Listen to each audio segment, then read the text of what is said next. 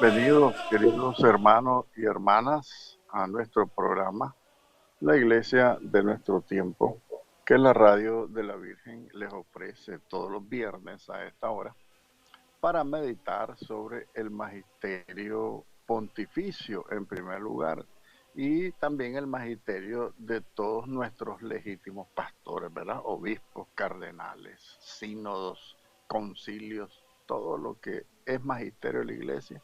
Es nuestra reflexión en este programa para que sigamos aprendiendo, sigamos conociendo a la iglesia, sigamos amando a nuestros pastores, sigamos rezando por la iglesia, ¿verdad? Bien, vamos a seguir tratando el tema que hemos venido tratando durante este mes, que es la Sagrada Liturgia en el Concilio Vaticano II. Ya en el programa anterior reflexionábamos ya concretamente en el documento Sacrosanctum Concilium, que trata de la reforma litúrgica. Más que la reforma litúrgica, trata pues de la liturgia en la iglesia. Entonces, en ese sentido, estamos reflexionando, hicimos una breve introducción. Hemos visto el contenido del capítulo primero de este documento maravilloso, y para entrar al segundo capítulo, pues decirles unas últimas palabras que dice el primer capítulo, que la Sagrada Liturgia tiene un lugar central en la vida de la iglesia. Ella, la liturgia, dice el concilio, que es el momento estelar, como el gran momento privilegiado de la iglesia, donde toda esta iglesia es más ella misma. O sea, la iglesia se identifica con la liturgia y principalmente con la Eucaristía. Como decía el Papa San Juan Pablo II, Eclesia de Eucaristía. Entonces, hacia la liturgia se encaminan todas las acciones de la iglesia, porque la liturgia eucarística es la cumbre, es el punto más alto de realización y de eclesialidad de la iglesia, porque ella se manifiesta en la Sagrada Liturgia, ella como cuerpo y Cristo como cabeza de ese cuerpo místico de Jesucristo, que es la iglesia.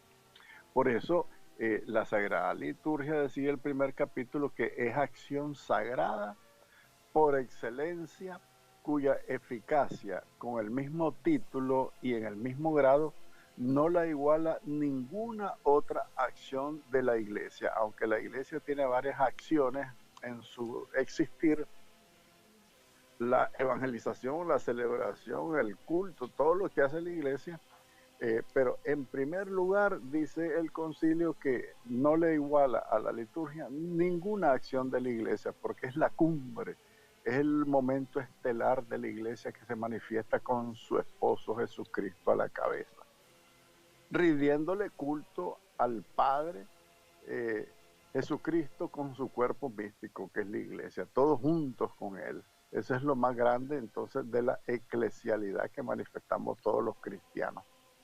Y a la vez también la liturgia, de ella nace, mana, brota toda la vida que el Señor nos regala para convertirse, esa fuerza que el Señor nos regala a través de su pasión, muerte y resurrección, es una fuerza que nos inyecta un dinamismo evangelizador que nos impulsa para todas las acciones que realizamos dentro de la iglesia.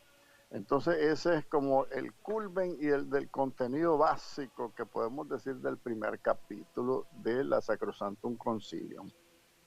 Veamos qué contiene el capítulo 2. El capítulo 2 de esta constitución sobre la liturgia, sobre la sagrada liturgia, está titulado El Sagrado Misterio de la Eucaristía. Y dice que es una presentación sintética de gran riqueza, este segundo capítulo, sobre la Sagrada Eucaristía, como memorial del Señor, como reactualización del sacrificio de Jesucristo en el Calvario. Es banquete pascual en donde se alimenta el cristiano, se alimentan todos los cristianos de este mismo Señor, un solo pan, un solo Señor que nos alimenta a todos. Y también por la grandeza del misterio que contiene este sacramento de la Eucaristía, se vuelve a insistir en este capítulo en la participación de todos nosotros, de todos los fieles. No solamente la participación del sacerdote que celebra, sino que todos tenemos la necesidad de hacer asamblea litúrgica como pueblo de Dios, entonces estar insertados todos viviendo en primera persona. Y esto es importante porque no vivimos los cristianos la Sagrada Liturgia como debería ser. ¿Y cómo debería ser? Una participación consciente y activa. Quiere decir que vivamos en primera persona la celebración, que participemos todos de una manera piadosa, de una manera consciente de todos nosotros los fieles. Y cuando hablamos de todos los fieles, hablamos de consagrados y laicos, y religiosos y religiosas. Todos somos un solo pueblo de Dios en el momento que hacemos asamblea litúrgica. Cuando todos estamos unidos para adorar a Dios con Cristo a la cabeza en la Eucaristía, todos somos parte activa del cuerpo místico de Jesucristo. Por eso tenemos que celebrarla todos juntos, unidos. Y así todos juntos celebrándola, pastores y laicos, sacerdotes, cardenales, obispos y laicos y consagrados y religiosos y religiosas, todos somos instruidos en la palabra de Dios cuando dice este documento que cuando la palabra de Dios se anuncia o se lee o se promulga o se proclama, esta es la mejor palabra, se proclama la palabra de Dios en la liturgia, es Dios mismo que nos está hablando directamente a cada uno de nosotros. Entonces, el Señor nos instruye en su palabra, fortaleciéndonos por la gracia que se derrama a través de la Eucaristía. Recordemos un elemento importante aquí, que la Eucaristía, por su grandeza, por ser Cristo mismo, tiene una virtud infinita. La virtud de la Eucaristía es infinita porque la acción salvífica de Jesucristo, por ser Dios mismo, es una acción infinita, y esa es la gracia que Él nos quiere derramar en la Eucaristía a todos nosotros. Valga, permítanme insistir, es infinita la virtud de la Eucaristía. Nosotros tenemos que ser generosos en este sentido porque tenemos que abrirnos a la experiencia de la Sagrada Eucaristía cuando la celebramos, y ahí alcanzan todas las intenciones del mundo entero y de 1000 mundos más. Ahí alcanzan todas las intenciones de cada uno de nosotros.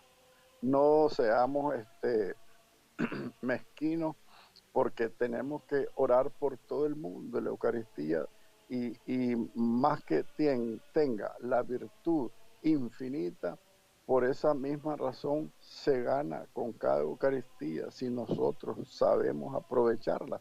Se gana una indulgencia plenaria cada vez que nosotros celebramos, participamos, vivimos la Eucaristía. Esto significa que, por ejemplo, cada domingo nosotros no podemos ganar una indulgencia plenaria. ¿Y qué es esto? Que nos libera del purgatorio y de todas las penas humanas, la Eucaristía. Y si nosotros nos morimos en gracia de Dios y con una Eucaristía, tenemos la promesa de que ni siquiera vamos a pasar por el purgatorio, por la indulgencia plenaria, que también la podemos ganar por los fieles difuntos, por algunos de ellos, y cada vez que nosotros celebramos, vivimos, participamos en una Eucaristía, podemos, en cada Eucaristía, si ofrecemos por los difuntos, podemos sacar una persona del purgatorio con cada misa, fíjense ustedes. Entonces es una gracia que tiene, una virtud y una gracia infinita que tiene la Sagrada Eucaristía, porque es acción de Cristo. Y las acciones de Cristo tienen una virtud infinita, un poder infinito. Por eso decía también que cuando todos estamos unidos, participando de una manera piadosa y activa, nosotros somos instruidos por la palabra de Dios, somos fortalecidos por la gracia de Dios, y la gracia de Dios en este sentido es la indulgencia que nosotros podemos ganar.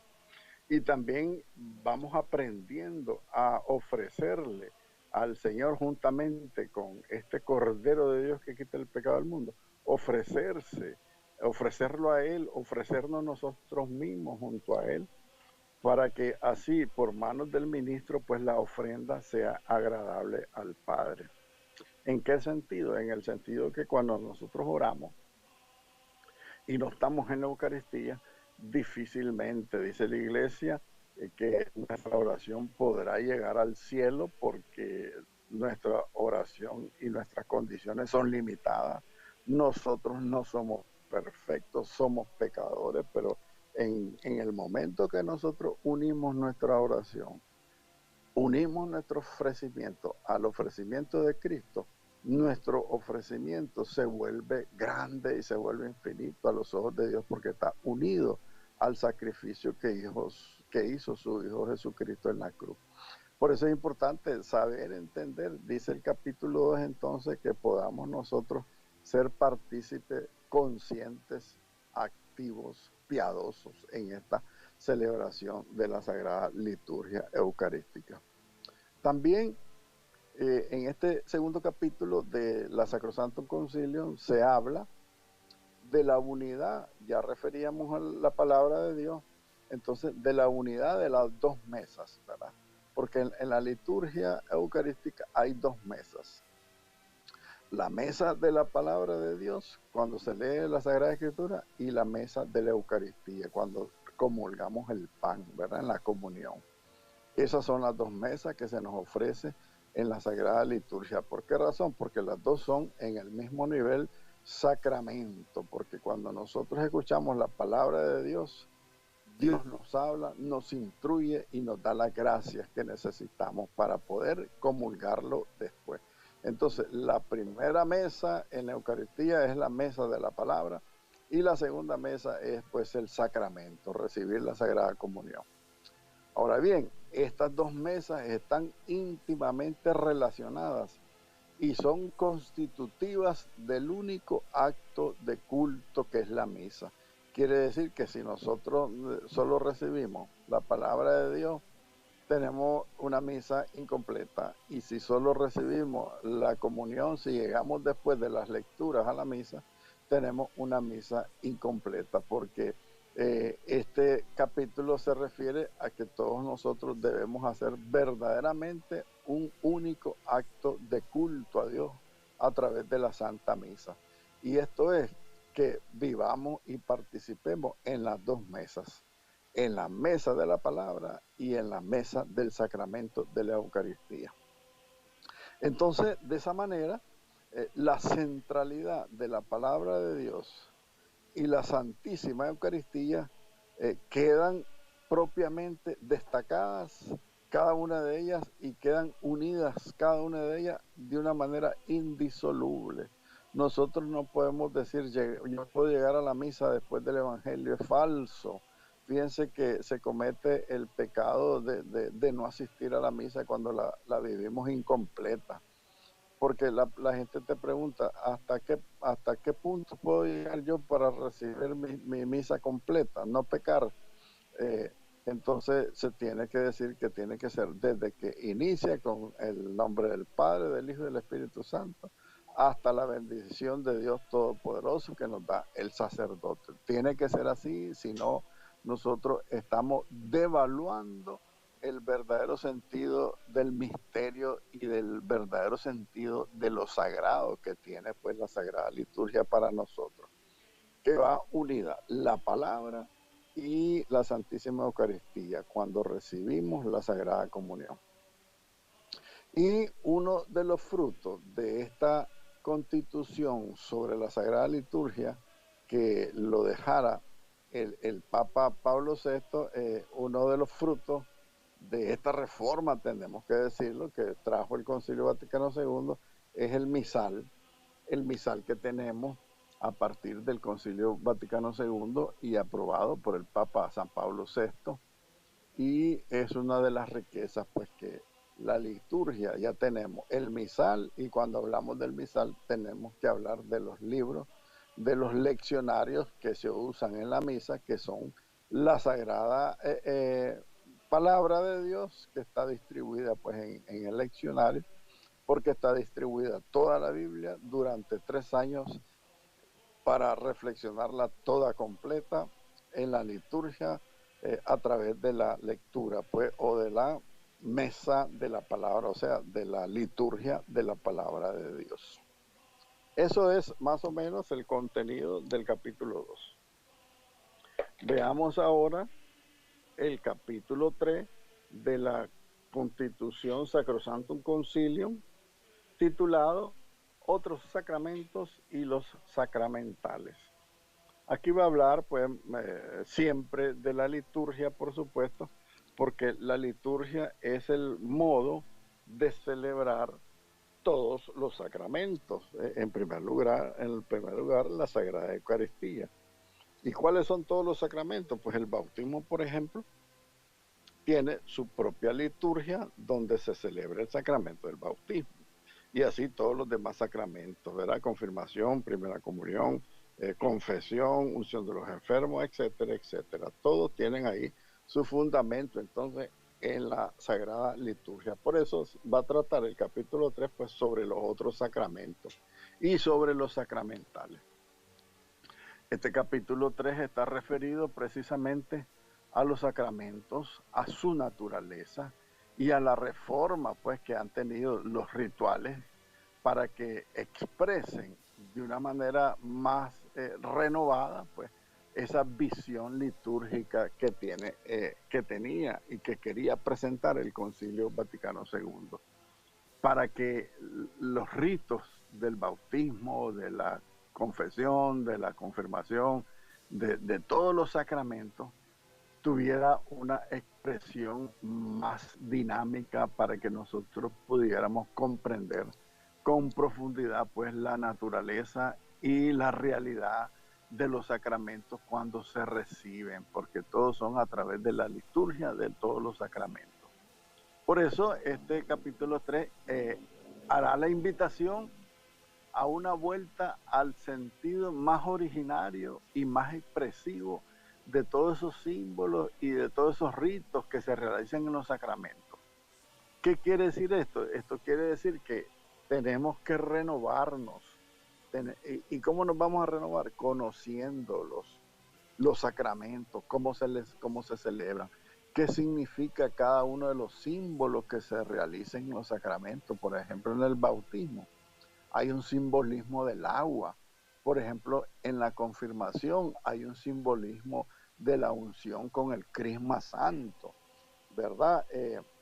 En la confesión, por ejemplo, hay un simbolismo en el momento de la bendición del sacerdote y la remisión de los pecados, ¿verdad? El perdón de los pecados que hace el sacerdote a la persona que se confiesa.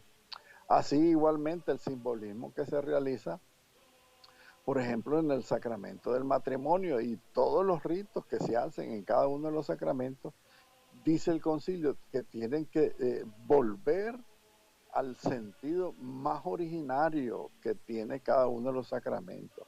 Y de esta manera que sirvan de expresión para que todos comprendan qué significa, por ejemplo, el rito del agua en el bautismo. Importante saberlo, porque así como el agua sirve para limpiarse las manos, lavarse, para bañarse, el agua sirve para refrescarse cuando uno se baña, asimismo sirve el agua bendita a través del sacramento del bautismo para limpiar el alma, ¿verdad? Por la gracia y por la oración de la iglesia, para borrar el pecado original y dejar el alma del cristiano, dejarla limpia y pura. Entonces ese es el simbolismo, por ejemplo, del agua en el sacramento del bautismo. El pan en el sacramento de la Eucaristía es otro simbolismo hermosísimo, porque acuérdese que el pan en la vida cotidiana sirve para alimentar el cuerpo, es la comida del cuerpo. Entonces, en la Eucaristía, el pan que comemos es para alimentar el alma, porque ahí está Cristo presente en la Eucaristía, por eso Él alimenta, fortalece y nos da fuerza para seguir en esta vida, caminando y luchando contra los embates de las fuerzas y de los enemigos que tenemos y que nos quieren hacer caer en pecado. Entonces es un alimento del alma, es limpieza del alma, esos son los símbolos y los ritos de los sacramentos. Por eso tenemos que estar atentos, dice el Concilio Vaticano II, devolver al sentido más real y más originario y más palpable que tienen estas expresiones simbólicas de los sacramentos. Que podamos comprender que es Dios mismo que se está revelando, se está manifestando. Nosotros estamos manifestando nuestra fe, nos estamos robusteciendo en la fe, en la caridad, en el amor, en la esperanza. Y estos sacramentos, a la vez que nosotros los comprendemos bien en su simbolismo y en su realidad, eso nos hace crecer espiritualmente y nos fortalece también para no caer en los pecados, ¿verdad? Porque cada uno de los sacramentos te da gracias especiales que te fortalecen para seguir la lucha, en el combate espiritual que todos tenemos en este mundo, para no caer en pecado, para vivir en gracia de Dios, para agradar a Dios en esa medida. Pues nosotros tenemos que estar claros que si nosotros no vivimos en plenitud, pues toda esta gracia a través de los sacramentos, estas gracias que Dios nos quiere revelar, vamos a tener la dificultad pues de comprender y de crecer. Es una cuestión de necesidad entonces para la misma vida espiritual de todos los cristianos. Ahora bien, en este capítulo también, el tercer capítulo, en sus numerales se pasa revista a cada uno de los sacramentos. Y este capítulo 3 también hace invitación a celebrarlos, de preferencia dentro de la Sagrada Eucaristía, o sea, dentro de la misa, que el bautismo se haga dentro de la misa, que la confirmación se haga dentro de la misa, que la confesión, pues la confesión, ahí podemos hacer un diálogo, porque la confesión puede hacer que te esté interrumpiendo la misa, pero si dice el concilio, nos invita a que lo hagamos preferentemente dentro de la misa, ¿verdad? Porque el mismo concilio en el numeral 17 del tercer capítulo te hace una salvedad de la confesión, pues que la confesión preferiblemente tiene que ser fuera de la misa, porque si no, pues interrumpimos. Si es a la hora de las lecturas, no vamos a escuchar, o si es a la hora de la consagración, no vamos a estar atentos a la consagración por estar pensando en la confesión, estarnos preparando, estar haciendo nuestro examen de conciencia y tantas cosas, pues que nosotros tenemos que estar atentos al vivir cada uno de los sacramentos. Entonces dice el concilio que es preferible que todos los sacramentos se hagan dentro de la misa, menos la confesión, pues, ¿verdad?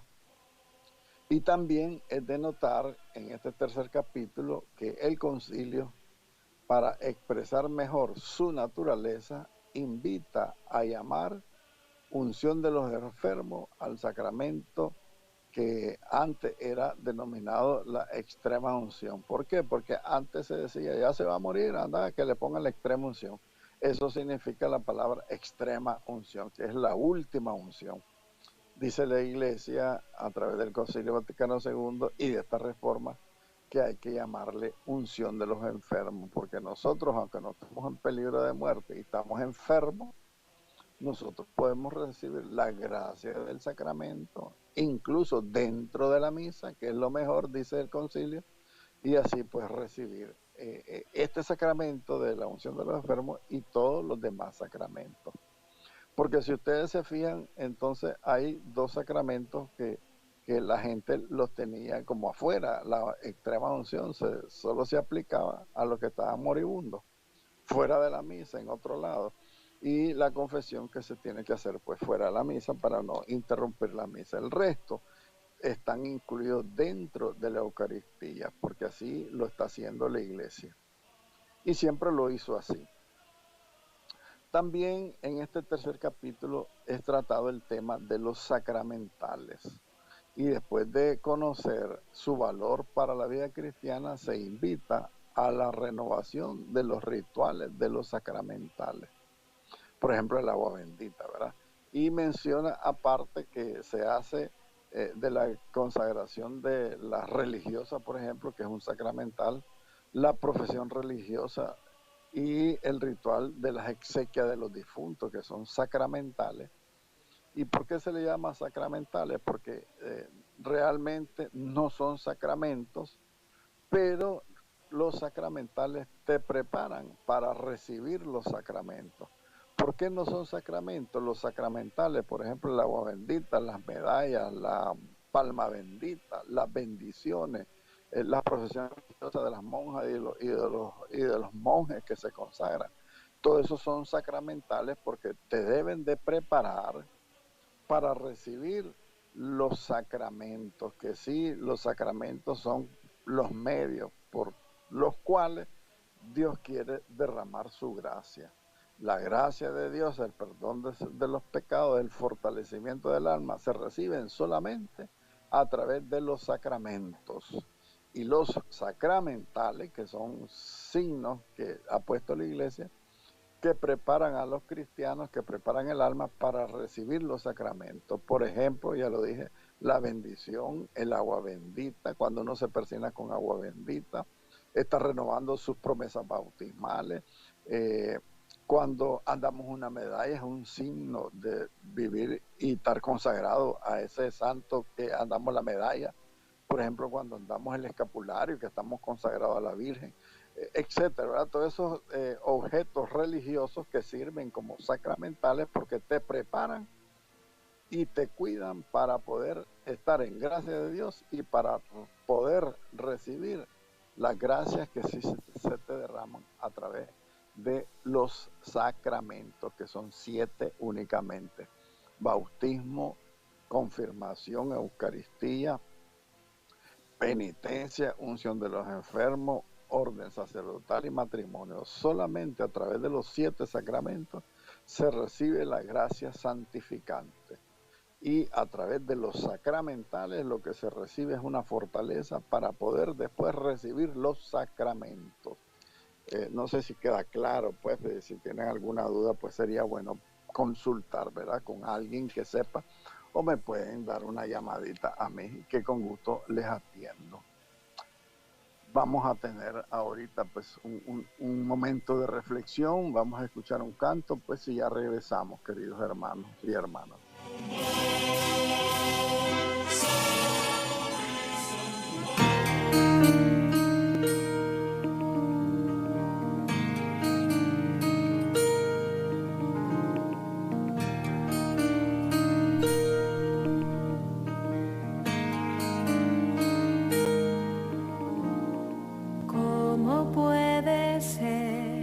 Siendo tan grande y poderoso, te encuentres aquí, en este pedazo de pan.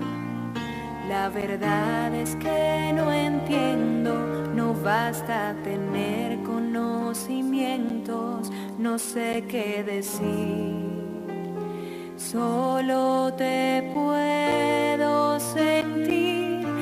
Eucaristía, milagro de Dios.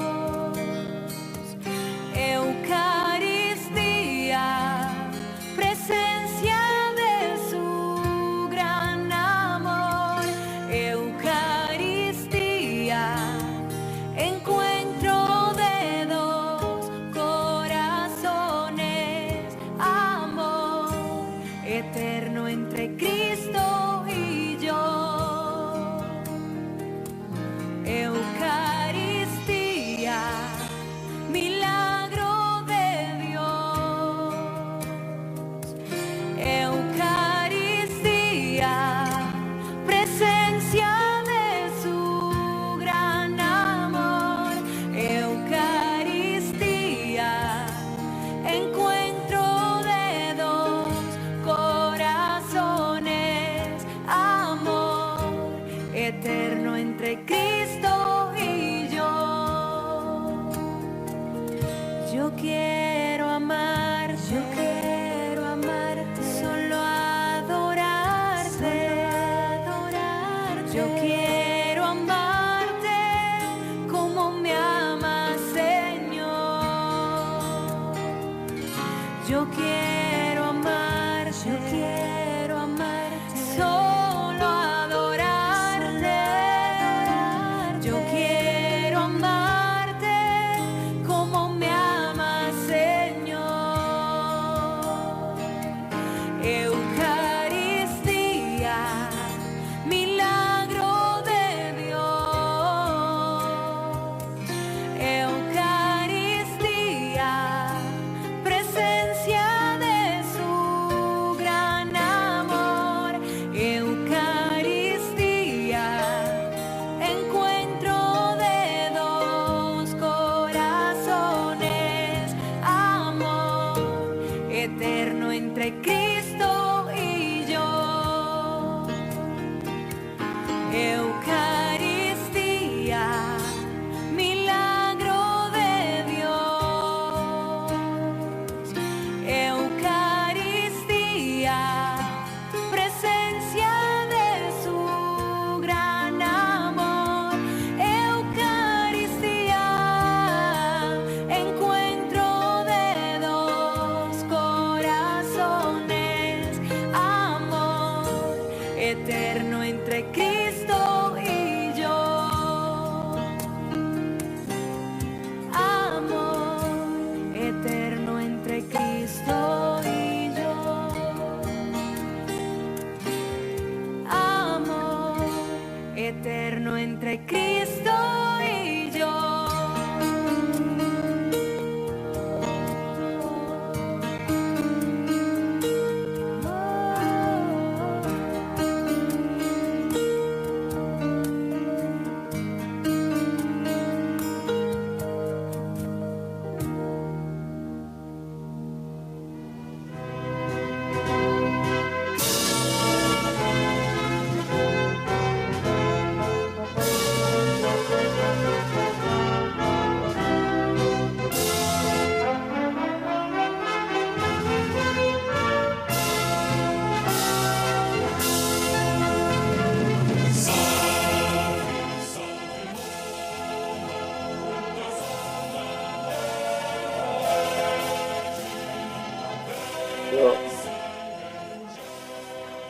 Continuemos con nuestro programa, la Iglesia de nuestro tiempo.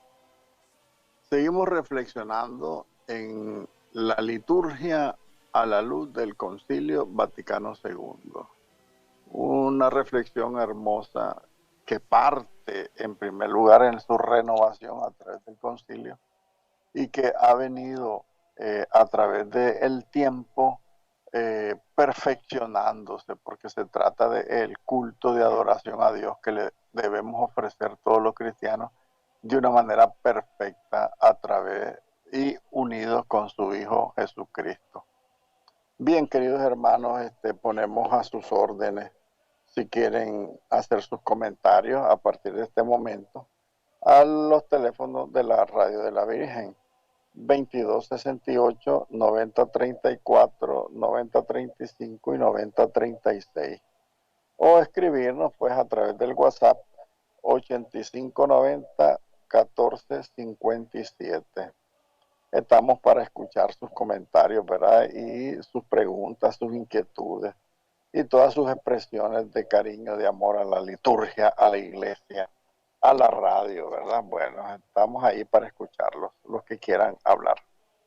Bien, queridos hermanos, continuemos.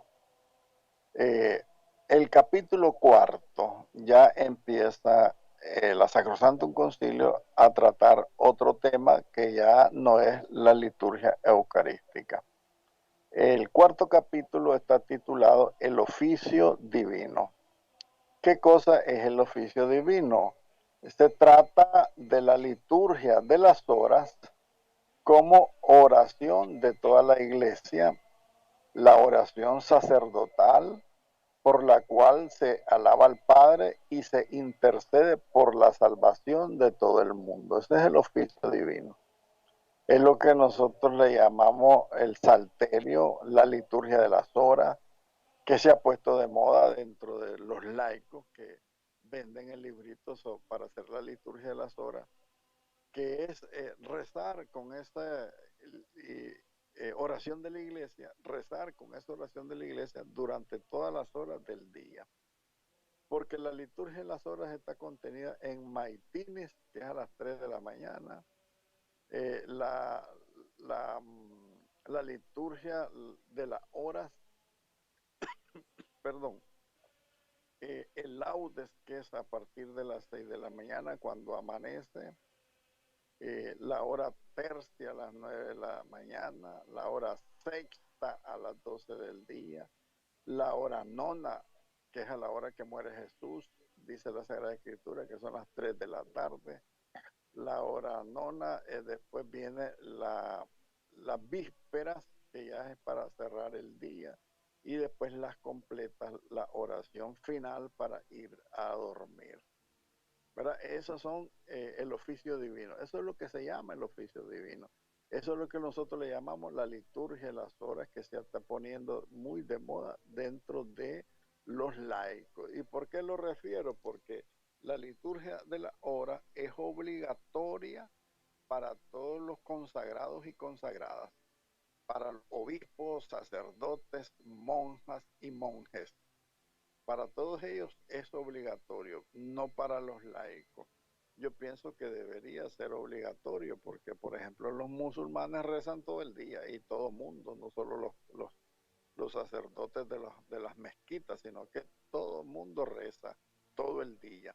Entonces debería, digo yo, que hacerlo como la iglesia, como un hábito para que todos podamos rezarle al Señor todo el día y estemos unidos en oración, porque como es la oración oficial de la iglesia, de esa manera todos estamos unidos, ¿verdad?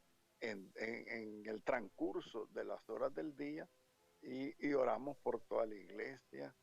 Es una oración sacerdotal que se alaba a Dios, intercede por la salvación de todo el mundo. Es importante la liturgia de las horas y lo refiere entonces el capítulo 4 de la Sacrosantum Concilio. También en este capítulo se le recuerda a quienes están obligados pues a la celebración de la liturgia de las horas, que esta obligación, más que una cuestión rigurosa o de mandato, es una cuestión de honor. El que reza la liturgia de las horas, dice el Concilio Vaticano II, es un honor para el que la reza, no por obligación, sino por amor, ¿verdad? Entonces yo creo que tenemos que hacerle el honor al Señor de unirnos a su oración sacerdotal, que es oración de todo el día, para rezar por la salvación del mundo entero, dice el numeral 21. También se señala en este mismo capítulo el valor pastoral que tiene esta oración de Cristo y de su esposa la iglesia. Tiene un valor entonces pastoral. ¿Qué quiere decir valor pastoral? Que puede servir para evangelizar. Pastoral quiere decir que los pastores de alguna manera nos pastoreen a todos los fieles, en este sentido, que nos enseñen el valor grande y sacerdotal que tiene la liturgia de la hora, ¿verdad? Porque es una oración de toda la iglesia junta con Cristo, Cristo cabeza y la iglesia su esposa. Y se recomienda también, el concilio lo recomienda, pero no lo obliga a todos los fieles laicos, esa misma devoción al salterio, al oficio divino, a la liturgia de la hora. ¿Por qué digo el salterio? Porque en esta liturgia de la hora lo que se reza son los salmos. Y eso quiere decir la palabra salterio, los salmos, ¿verdad? Ahí se rezan, todo el día estamos rezando con los salmos, junto con la iglesia, su esposa, y Cristo también, porque Él es sacerdote de la iglesia, es el único sacerdocio que se ejerce de la iglesia, que es el sacerdocio de Jesucristo. Y así, de esta manera entonces, si participamos todos los fieles, así podemos entrar en contacto con los tesoros de la Sagrada Escritura, principalmente de los salmos, y con la tradición de la iglesia, porque el oficio divino la liturgia de las horas, el salterio, la iglesia siempre lo ha rezado desde toda la historia misma de la iglesia. Es importante entonces que nosotros entremos en contacto con este tesoro pues de la Sagrada Escritura, principalmente de los salmos. Bien, avanzando un poco más, el capítulo 5 del Sacrosanctum Concilium, que así se llama el documento de la liturgia en el Vaticano II. Está titulado este capítulo 5, el año litúrgico. ¿Y qué cosa es el año litúrgico para el Concilio Vaticano II? Este año litúrgico, en este capítulo 5, es presentado como celebración del misterio de Jesucristo, que pone a los fieles en contacto con los misterios de la redención. Y estos misterios de la redención, pues los estamos celebrando durante todo el año. Nosotros lo vemos, pues en las mismas celebraciones dominicales y en los tiempos fuertes, ¿verdad? Por ejemplo, Adviento y Cuaresma, y principalmente en la Navidad y en la Pascua. Son todos estos tiempos litúrgicos por medio de los cuales pues la Iglesia presenta el misterio de Jesucristo para que todos nosotros los fieles nos pongamos en contacto con estos misterios de la redención durante todo el año. Y así nos podemos beneficiar todos los fieles con el poder santificador y con el poder y los méritos de nuestro Señor Jesucristo y quedar lleno de la gracia de la salvación. Esa es un poco la definición de qué cosa es y para qué es el año litúrgico. Es para ir paso a paso celebrando todos los misterios, cada uno de los misterios de la redención, porque todas las acciones de Jesucristo son misterios redentores. Desde incluso la encarnación ya es un misterio de redención. La encarnación, que es cuando se empieza a cumplir el plan salvífico de Dios. Entonces, en esa medida nosotros empezamos a vivir uno por uno todos los misterios de la redención a través de todo el año y recibir, como dice también el concilio, recibir la gracia, estar llenos de la gracia de la salvación. Y también se precisa en este capítulo 5 el sentido de las celebraciones marianas, el sentido de las celebraciones de la Virgen y el sentido que deben de tener la celebración de las fiestas de todos los santos dentro de este ciclo anual de la liturgia, porque ahí están insertos todas las fiestas de los santos. En el año litúrgico están insertas todas las fiestas de la Santísima Virgen María. Entonces, apreciar con la iglesia, ¿verdad? Apreciar el sentido profundo que tienen estas celebraciones marianas y de todos los santos que son cristocéntricas, porque si se celebran dentro de la misa, que es Cristo el que celebra, entonces se le da gran honor a Jesucristo a través pues de las fiestas de la Santísima Virgen María y de todos los santos, ¿verdad? Estas fiestas deberán ser más expresivas del único misterio que celebramos, ¿verdad? Esas fiestas de todos los santos y las fiestas de la Santísima Virgen María, repito, deben ser más expresivas del único misterio salvífico de Jesucristo, que es el misterio que nosotros celebramos, ¿verdad? El misterio redentor de Cristo. Y dentro de ese misterio redentor están incluidas pues todas las fiestas de la Santísima Virgen María y de todos los santos, ¿verdad? Ese misterio que celebramos de Jesucristo muerto y resucitado para nuestra salvación y que lo hacemos actual en cada una de las Eucaristías. Y también remarca este capítulo 5 el domingo, ¿verdad? En la fiesta del año litúrgico, el domingo, que es la fiesta primordial de los cristianos.